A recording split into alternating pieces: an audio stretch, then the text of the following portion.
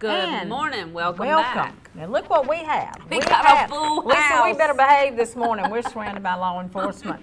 But anyway, we have Eric Swain that was so nice to come on this morning. He is ALE officer. Matter of fact, you're in charge of 23 county, or you're the Eastern North Carolina. Wow. Everything in the northeastern part of North Carolina, from the Outer Banks all the way to just a little bit west of here.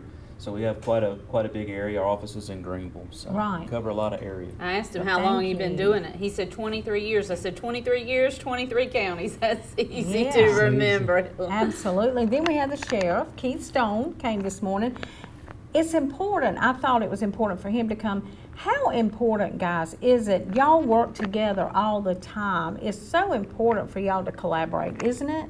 Very much so. Collaboration and partnership today is what gets law enforcement done. Absolutely. So these two guys have worked together many, many times, I'm sure. Absolutely. Yes. Sheriff and I have known each other for many, many years. So. Right. And the partnerships that we share, and not only with the sheriff's office here in Nash, but in several of the counties, we couldn't do what we set out to do without the partnerships that we have in place. Right, right. So it would be impossible. Definitely wanted to mention that this morning.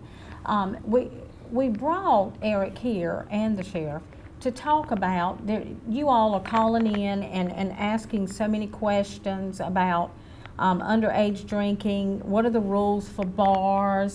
What are the rules if you're a patron in a bar or a bar owner? I mean, there's two sides of that. So we decided to get the experts because we really could not intelligently answer the questions. So these two gentlemen were so nice to come. Eric, let's start with, well, you've got a topic that you want to talk about, and that's sales to underage Absolutely. people. And we talked a minute ago about partnerships with law enforcement. We also partner with our retail ABC businesses. So when I say ABC business, that's a business that sells alcoholic beverages. They sell at retail, and it could be your food line, your restaurants, grocery stores, many places that sell. And we partner with those. We teach them how to do it the right way, and that's one of the things. One part of our job is to teach these retailers how to, check for IDs, what to look for, the questions to ask. So it is a partnership on our part with the retailer as well. And one of the main reasons is because the retailer is the first line of defense as it relates to underage getting access to alcoholic beverages. Right. Well, so I forgot what I was going to say. Well, I have a question. If I'm just a Zip Mart, somebody, just a convenience store. A convenience store. So Sally starts today working behind the counter at the convenience store. Does she have any training on selling beer and wine, because that's what they sell at the convenience stores? Does she have any training on that, or does she just automatically start ringing it up? It depends on the business. Some businesses, corporations have things set in place where you have to have training before you can begin the process of actually working a cash register and in the act of selling alcoholic beverages. But it all depends on the business. We would like, it's a service that we provide, be a responsible server class. We provide free of charge, and we'll come out to any retail business.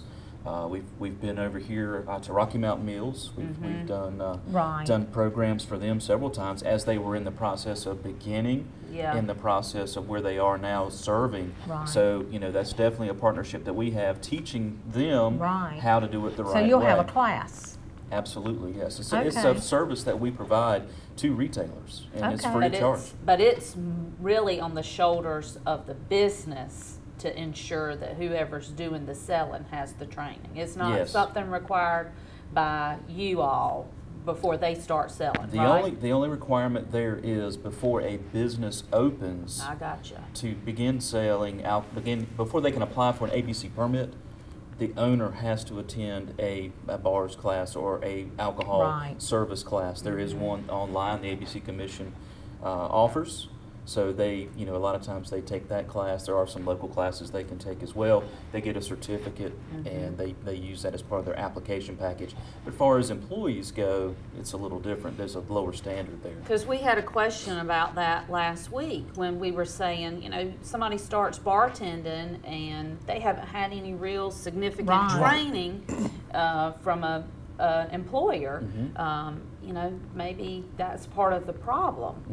The biggest problem, if I can add something, is 90% of underage drinking don't start at the convenience store with somebody going in with a fake ID.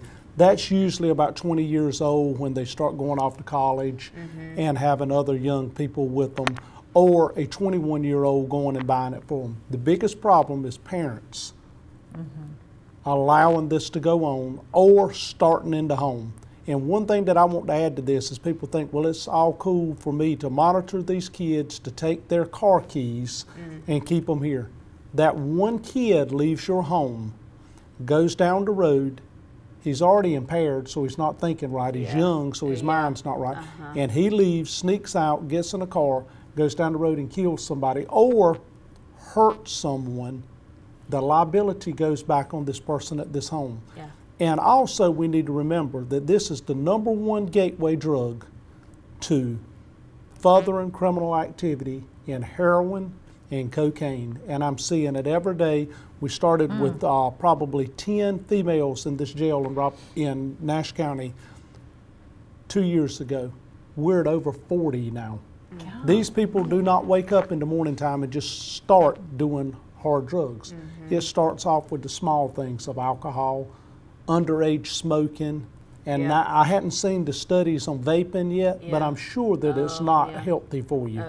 You need to keep this away from kids, because if you don't, the next step is moving to marijuana, cocaine, heroin, and pills is a big thing with young people today. Oh yeah, of course. I've got so many questions. Golly, let's go back to the home then, since you mentioned that. Okay, is it legal for me to let my child, 17-year-old, can they drink in my house and not leave home? Absolutely not. No. So it's against the law in North Carolina, from all across the state, no matter where they are, to drink underage. They have to be 21. And like the sheriff mentioned, it is the gateway where it begins, and we see most of the deaths that involve underage drunk drivers, impaired drivers, starts at a private residence. It starts at a house, and most of the time there is an adult present, and the adult thinks that they can, that they can manage the situation, that they can monitor. But I have a daughter that's in college and been through high school and middle school, and I don't know. I know the sheriff has got some young daughters, but I go to bed like at 9 o'clock. You can take all the keys you want. But when you go to sleep, and usually this is what happens, the party continues to escalate, it continues to grow, more people come. Next thing you know, somebody wants to go see somebody, they've got a spare key, what have you. And until you sit down with a parent and you have to look at them and they ask you, why did my child have to die this way?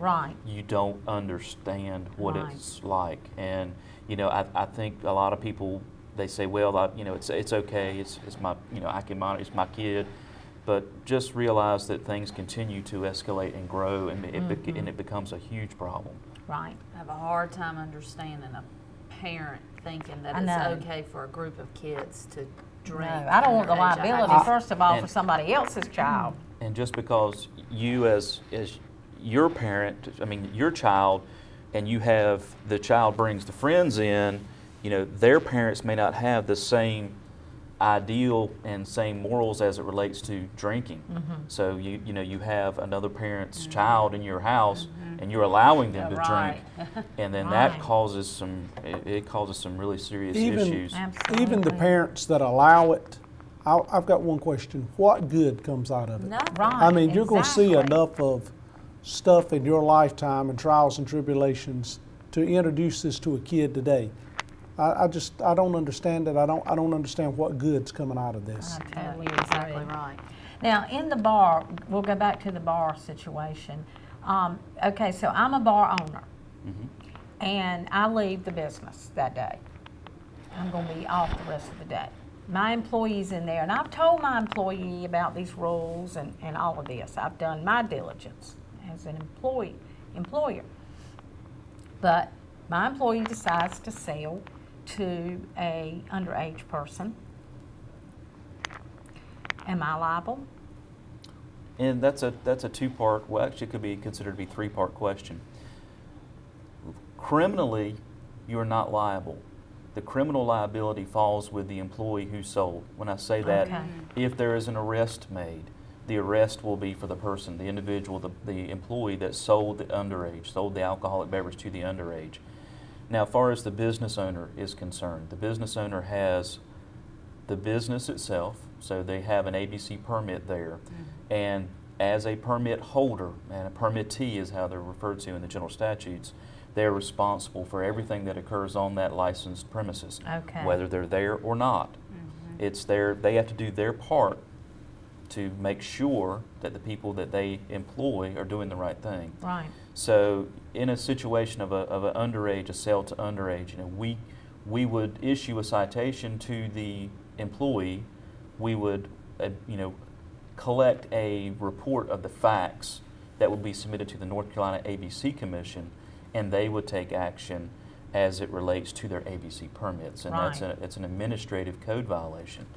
And then I said this was a three-part question because if you have an employee that negligently sells or serves alcoholic beverages to an underage, and they consume those beverages, operate a vehicle, and get in a crash, and they injure somebody, they injure themselves, that falls right into dram shop liability. And dram shop liability basically goes right back into, can I be sued for what happens because of a negligent act that one of my employees did? Okay. Do y'all ever do spot checks on businesses to check to make sure that people are checking IDs? I mean, for instance, I know we like to eat at Hooters. Hooters, I don't care if you're 95, Hooters checks your ID. Right. You know, it makes me feel great. They always say, "May I see your ID?" I say, "Yeah." You Sure. know, Thank but you. Glad they're doing that. That's right. They check your ID, but not everywhere does that. Right. Right. So do y'all do that? I guess you're asking about compliance checks where we actually hire an underage and send them in. Right. That's a process that, that's one of the tools that we have in the toolbox that, we reserve that for, the way the process generally works is we receive a complaint from someone in the general public, or the sheriff may get a complaint and Right. call us and say, we've received that this location is selling to underage. Probably one of the most effective ways that we do is we conduct surveillance. So, Wow. we're plainclothes law enforcement. Most people don't recognize us, but they don't recognize what we drive because we drive vehicles that are pretty much unmarked. They're not marked law enforcement vehicles. So we conduct surveillance, and we're able to see underage going in and making purchases. We also, in a situation of a bar or restaurant, we'll send undercover in. So we'll have an agent pose as a patron and I was go going to in ask you that. and Did sit you in do there some and- undercover? And just Yeah. watch. and just watch. And then we'll have a cover team that's outside ready to come in and take action. Any enforcement contact is needed. And that's all of those are effective ways of noticing sales to underage. And plus, we also have inspection authority. So as long as someone is present on the premises, we have the authority to come in and conduct an inspection. So as long as someone's there, we can come in anytime, and that's another way we check for sales to underage. Because Well, how do I know? Go ahead, Lisa. I bet a lot of other things go on in bars besides just drinking. There is. Oh, yeah. I mean, at a lot of big bars. I mean, I'm just. We also, 30 years with the Highway Patrol and as a reserve agent with alcohol law enforcement, we did many programs where we send undercover ALE into bars and watch people impaired driving. And then, obviously, when they leave, we stop them before they get on the road and kill somebody. That is usually generated out of complaints, but that's another action that we've taken. It's just all about highway safety and all about the safety of your kids and family up and under. ALE is a 100-man agency, does a whole lot in the realm of protection from the public with the drinking and alcohol and drugs and things of that nature that go on in bars. But as I say, a lot of this goes on in homes too, and we can't limit ourselves just to the bars and things of that nature. Absolutely, right. yes. Okay, how do I know if I work in a bar and I'm selling alcohol or serving alcohol to somebody, how do I know when too much is too much, enough is enough for that person? How do you know? How do you make that judgment? Well, it is. It's a judgment. It's exactly what it is. And it's nothing in the books that say that, you know, this person can have 4 or 5 or this person can have 1 or 2. I've seen small, young ladies that turned 21, happened in Jacksonville, and she had 1 drink, and she was, after that 1 drink, she was intoxicated. She was not used to drinking. She drank. It was her birthday. She drank a Long Island iced tea, which is a very strong alcoholic beverage, and she was intoxicated with 1. And then you get an East Carolina football player, a lineman that weighs almost 300 pounds of muscle. He's drinking every night. And that person can, I shouldn't pick on East Carolina, but that's where I went to school, so that was the first thing that came to mind. But that person can consume much more. Right. So it is up to the employee to discern when enough is enough, and it all boils down to, in North Carolina, it's sales to intoxicated persons or allowing an intoxicated person to consume alcoholic beverages on a licensed premises. So a lot of people get confused about impaired and intoxicated. Impairment is related to driving a vehicle. So if you're DWI, you're driving while impaired. Okay, so intoxicated, the Webster's Dictionary of intoxication is the state of being drunk. So what we look for is we look at a total picture. We look at the mannerisms, swaying, glassy eyes, strong odor of alcohol, slurring speech, staggering, falling down, falling asleep on the bar. If I always say when I teach our bars class, if it walks like a duck and it talks like a duck, then it's probably a duck.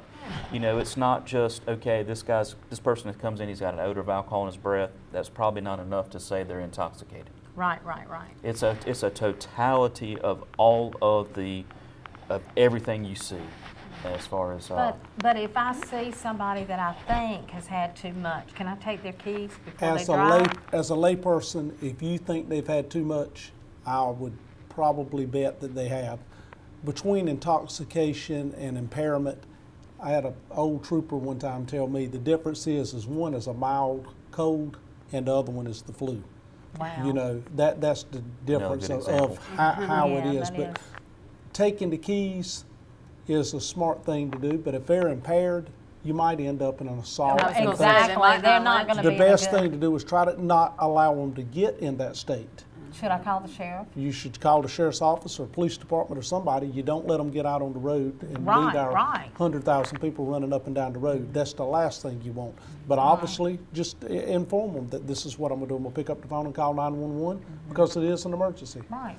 We don't need these people up and down the road. That's exactly We were talking about underage drinking earlier. I want to ask you this question. If you have a 17-year-old that's driving, and he knows or she knows that a friend has been drinking, and so he says or she says, I want to take you home, I don't want you to drive, and they get stopped, would any fault be on the driver if they were to be stopped? Because obviously if the sheriff's department was to stop them and they would say, roll down the window, they'd say to the passenger, you're 17 years old, and I can smell alcohol in this vehicle. Both of y'all get out. Well, and that's a great question. And I think as law enforcement, as we have to use and apply common sense in everything that we do. If there is a driver who has not been consuming alcohol, who is underage, who is giving and offering, a safe way home for someone that has been drinking.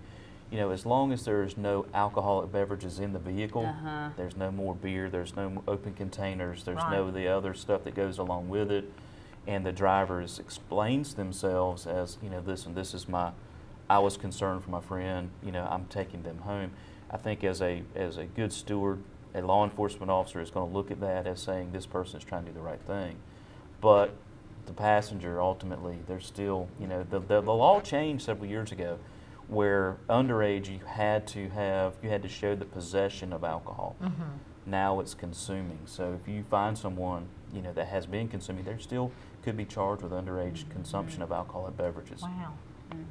Okay. Let's talk about IDs. Okay. It's probably one of the #1 problems that we're seeing right now, especially around the college communities. I mean, we're here on campus at Wesleyan. Right. I have East Carolina University. I have Elizabeth City State University. I have several, you know, nice-sized schools in our district.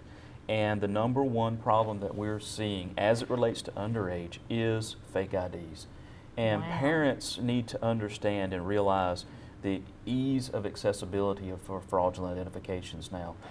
A phone, a computer, That's Right. crazy. an I would- iPad, you know, you can get, as long as you have a credit card and you can use Google, it takes just a matter of a few minutes. You can send them your picture.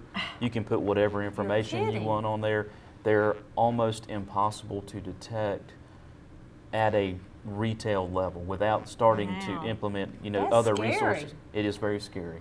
You know, we seize hundreds and hundreds of IDs, and I'm just talking about in our little in one area, and the fake ID is to me is considered a source, and it's I hate to say it, but it's a license for that person to binge drink, Yeah. Right. you know, to do what, you know, it begins a process that it always ends somewhere, usually in a bad position. You know, and when they order these, they're about $100.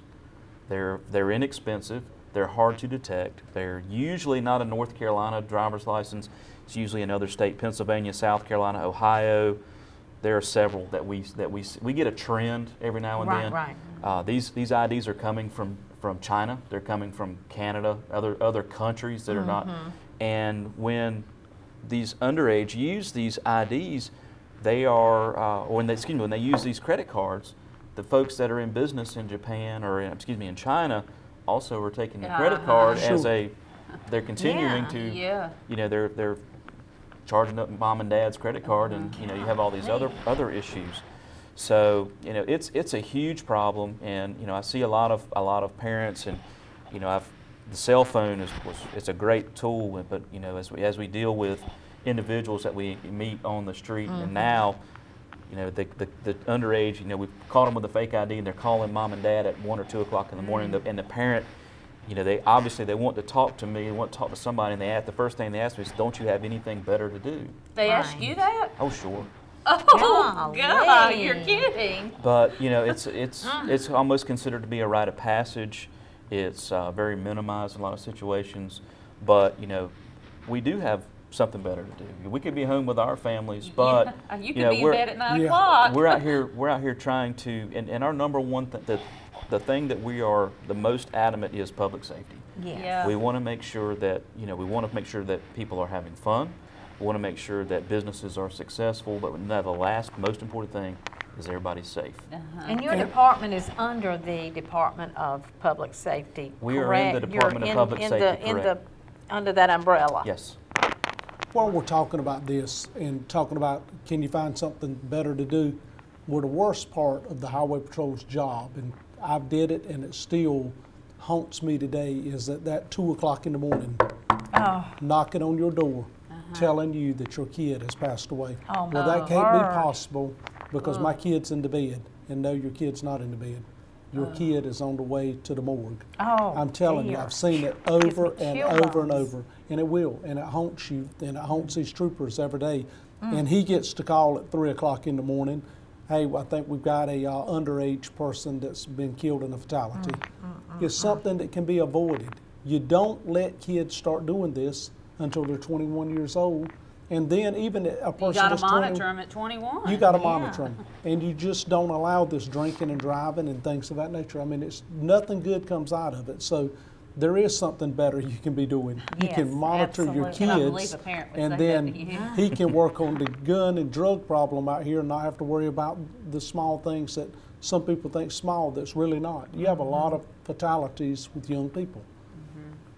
So out of everything we've talked about, what is the most pressure? What's the most serious thing to you that bothers you the worst right now? What I would consider a source of alcohol to an underage. Anybody that's a source, and that can be a fake ID. It can be an of age provider, which could be a parent. It could be an aunt, uncle's older sister. It could be just an older friend. It could be a retail business that's selling alcohol to underage. That is, to me, a source of alcohol to an underage is a huge problem. And that's why I categorize our fake IDs as probably being one of the worst things that we have to deal with in the district. And it's because we see so much of it. Right. I mean, it really is. That's amazing. It is. And it's not uncommon for us to get up to 20 fake IDs in one night. Golly. So if y'all find someone with a fake ID, do you ticket that person? Yes. Yes. It's a ticket then. It can be. They can also be arrested. It's an arrestable Okay. offense. It's a misdemeanor and it's on your record. Yeah. And then when you're trying to get into college somewhere, trying to get a job, I mean, this thing follows you. It just don't go away. Yeah, right. Right. And you have to explain it the rest of your life. And if you're convicted, and one of the things that the underage doesn't realize, you can lose your driver's license for a year. Yeah. And that's one of the things that we talk about to the college students. You know, if you lose your driver's license for a year, is your mom and dad going to come pick you up in Greenville Right. or in Rocky Mount? You know, and they live in Raleigh or they live at the beach. You know, it's a lot to think about. Yeah. And you know, Yes. For Do you- one night. Yeah. Do you ever go and talk to high schools? absolutely. Uh-huh. Colleges, high schools, we talk to anybody that'll listen. We'll come up on live TV and talk about, you know, anywhere that we can get our word out. We're a lot of people think that, you know, ALE is a huge agency. We are very small. You know, we are a very small agency. We have 100 law enforcement officers that do a lot of good things. And you know, it's just anywhere we can go to get our word out and make a positive impact. And if it's only one person, or you know, if it's somebody that'll listen to us, we'll certainly give them a minute. Are you hiring by any chance, Absolutely, Eric? yes. We actually have positions here in the district. So if there's anybody out there, one of the conditions, and you can certainly look at our website online, and we're under North Carolina State Bureau of Investigation. You can Google that, or you can Google North Carolina Alcohol Law Enforcement Employment Opportunities. You'll be able to see that the process for applying. But we have positions here in Nash, Edgecombe, Wilson, and Halifax. So if there's somebody that's interested here that has a 4-year degree that wants to stay close to home, we can certainly love to talk to you. Love to, if you're interested in law enforcement, we have some opportunities. Starting pay is around $44,000, so it's a great opportunity. It's something that I started as soon as I was out of college. I got my basic law enforcement training, got into, and I've really enjoyed it. I mean, you have to have that so-called your fire for law enforcement, but you know, if you have that and that's something you want to do, you know, it's a great opportunity for us. And you know, the sheriff's offices are the same way. I mean, if you're interested in law enforcement, it's a great career. I know it's a lot of negative publicity now. I heard you talking about Facebook earlier, and you know, sometimes I look and say it's just, you see the things come through about law enforcement. It's such you know, we get vilified a lot of times, and you know, Oh yes, I can promise you, I can totally. promise you that nobody got in this job in the business to hurt anyone. Right. We got in this job to help people. That's Right. exactly right. So, Well, Eric, Sheriff, thank you. thank you. Thank you Thank so you. much for being here. Any other word that you need to get out, Eric? Any other thing that we haven't talked about that Well, you might want to mention? You know, if anybody has a complaint on a retail business that's selling alcohol to an underage, or you have a concern, you can look us up in the phone book. Our office is in Greenville. Certainly call us. We'll be glad to talk to you. Keep your name anonymous. We do a lot more than what we just talked about today. We didn't even talk about the moonshine. I usually always get, you know, that question always comes out, especially with it being on TV, and you see it a lot of places. But if you know somebody's making illegal moonshine or serving alcohol at a business, it's called an illegal establishment. You know, that's selling to another, you know, they don't have ABC permits. Let us know, and we'll work with our local partners, the sheriff's offices, the police departments, to come in and try, because that's, you know, those locations are where we see a lot of violence. Right. So We appreciate Yeah, all this thank you. information, both of you this morning, for coming. I think that answers a lot of questions, and if anybody else has any other questions, I will email you, and perhaps you can email me the answers, and I can do that. And we'll have you back. We would love to have both of them back at another time. Always good to get this information out. It's just very important. So, and sometimes it gets you to thinking. So some of the things they say really make you think. So anyway, thank y'all for being on. Thank you. Thank you. We'll be right back with you.